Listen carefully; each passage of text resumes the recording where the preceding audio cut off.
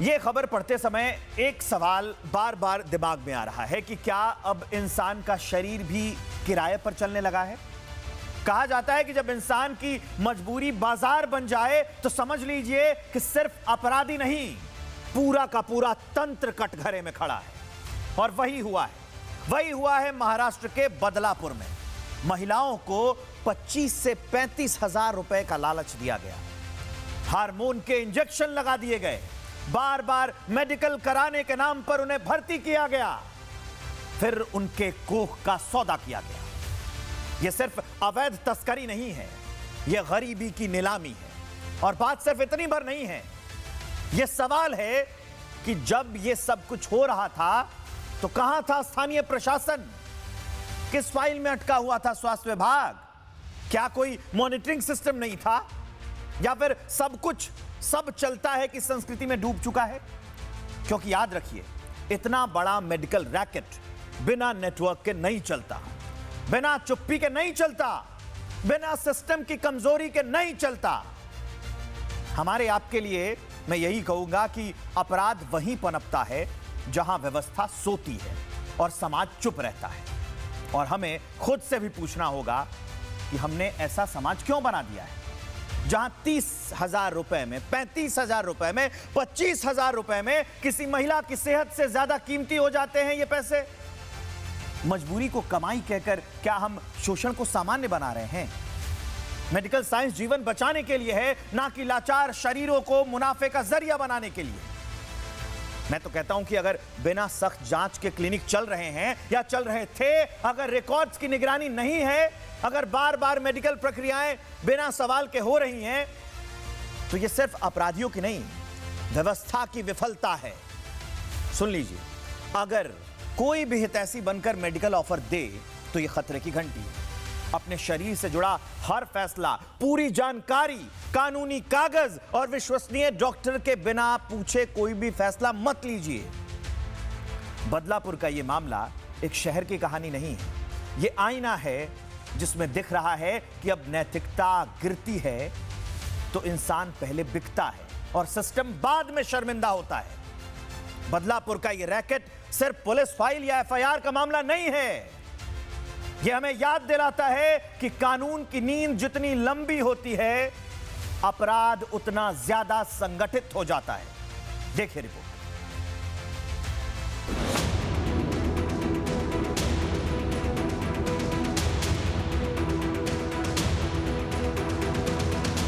यह महाराष्ट्र के बदलापुर की सुलक्षणा जयवंत गाडेकर है, वो अपराधी जो बच्चे की आस में घूमने वाले पति पत्नी से कोख का सौदा करती थी। चंद पैसों के लिए राष्ट्र के कानूनों की धज्जियां उड़ाते हुए सुलक्षणा ने महाराष्ट्र की महिलाओं को जिंदा लैब बना लिया था। दरअसल सुलक्षणा पर आरोप है कि वो महाराष्ट्र के बदलापुर में गैर कानूनी तरीके से फीमेल एक्स के सौदागरों का पूरा नेटवर्क चला रही थी।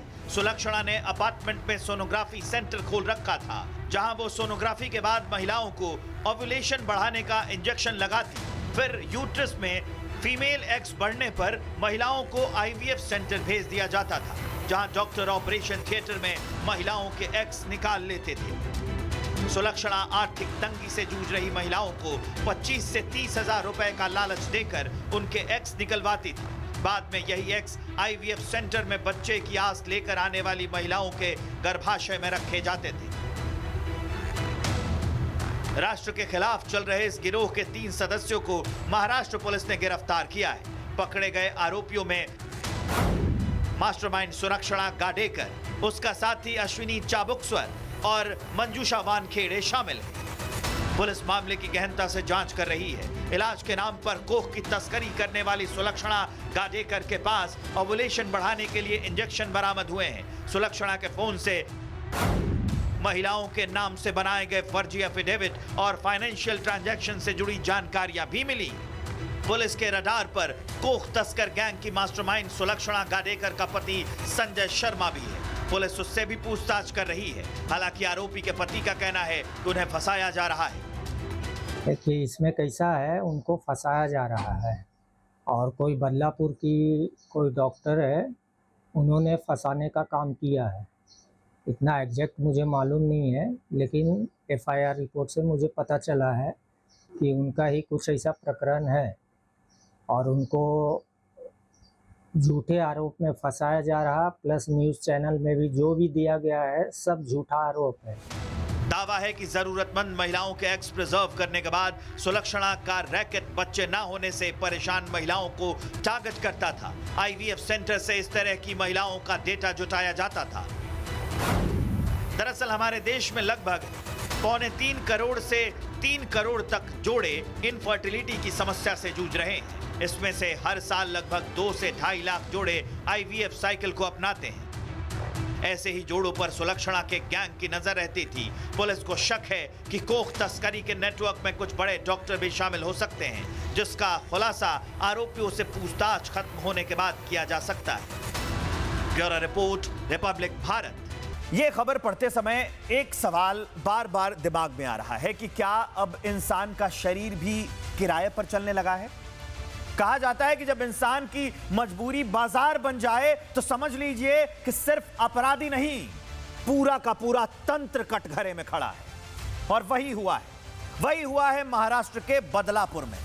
महिलाओं को 25 से 35 हजार रुपए का लालच दिया गया, हार्मोन के इंजेक्शन लगा दिए गए, बार बार मेडिकल कराने के नाम पर उन्हें भर्ती किया गया, फिर उनके कोख का सौदा किया गया। यह सिर्फ अवैध तस्करी नहीं है, यह गरीबी की नीलामी है। और बात सिर्फ इतनी भर नहीं है, यह सवाल है कि जब यह सब कुछ हो रहा था तो कहां था स्थानीय प्रशासन? किस फाइल में अटका हुआ था स्वास्थ्य विभाग?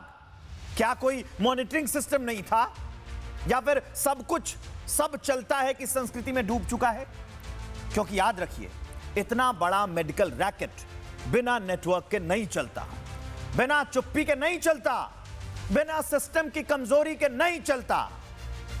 हमारे आपके लिए मैं यही कहूंगा कि अपराध वहीं पनपता है जहां व्यवस्था सोती है और समाज चुप रहता है।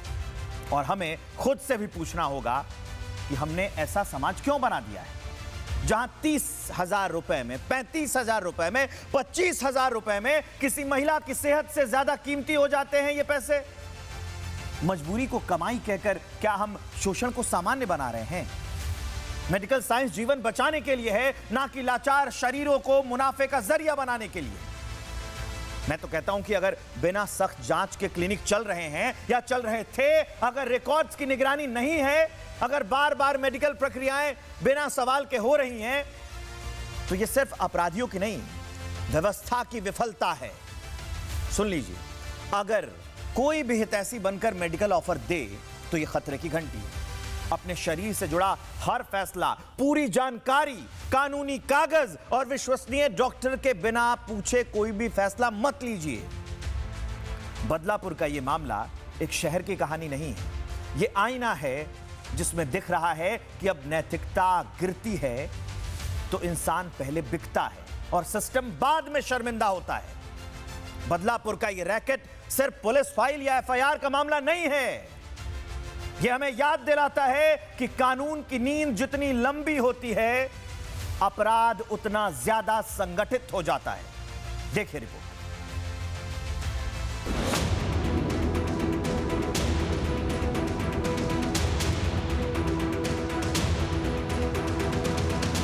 यह महाराष्ट्र के बदलापुर की सुलक्षणा जयवंत गाडेकर है, वो अपराधी जो बच्चे की आस में घूमने वाले पति पत्नी से कोख का सौदा करती थी। चंद पैसों के लिए राष्ट्र के कानूनों की धज्जियां उड़ाते हुए सुलक्षणा ने महाराष्ट्र की महिलाओं को जिंदा लैब बना लिया था। दरअसल सुलक्षणा पर आरोप है कि वो महाराष्ट्र के बदलापुर में गैर कानूनी तरीके से फीमेल एक्स के सौदागरों का पूरा नेटवर्क चला रही थी।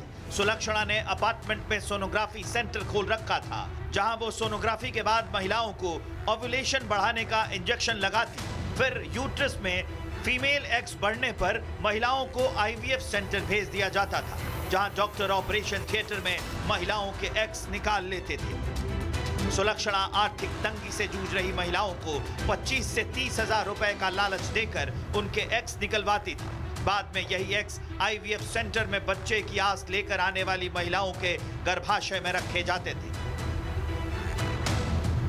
राष्ट्र के खिलाफ चल रहे इस गिरोह के 3 सदस्यों को महाराष्ट्र पुलिस ने गिरफ्तार किया है। पकड़े गए आरोपियों में मास्टरमाइंड सुरक्षणा गाडेकर, उसका साथी अश्विनी चाबुकस्वर और मंजूषा वानखेड़े शामिल हैं। पुलिस मामले की गहनता से जांच कर रही है। इलाज के नाम पर कोख की तस्करी करने वाली सुलक्षणा गाडेकर के पास ओवुलेशन बढ़ाने के लिए इंजेक्शन बरामद हुए हैं। सुलक्षणा के फोन से महिलाओं के नाम से बनाए गए फर्जी एफिडेविट और फाइनेंशियल ट्रांजैक्शन से जुड़ी जानकारियां भी मिली।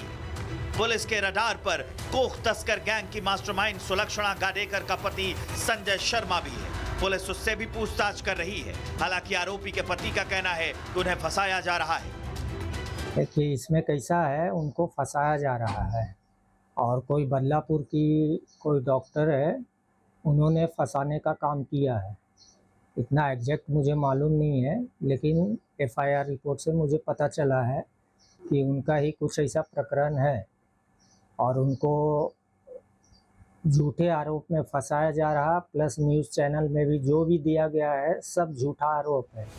दावा है कि जरूरतमंद महिलाओं के एग्स प्रिजर्व करने के बाद सुलक्षणा का रैकेट बच्चे न होने से परेशान महिलाओं को टारगेट करता था। आईवीएफ सेंटर से इस तरह की महिलाओं का डेटा जुटाया जाता था।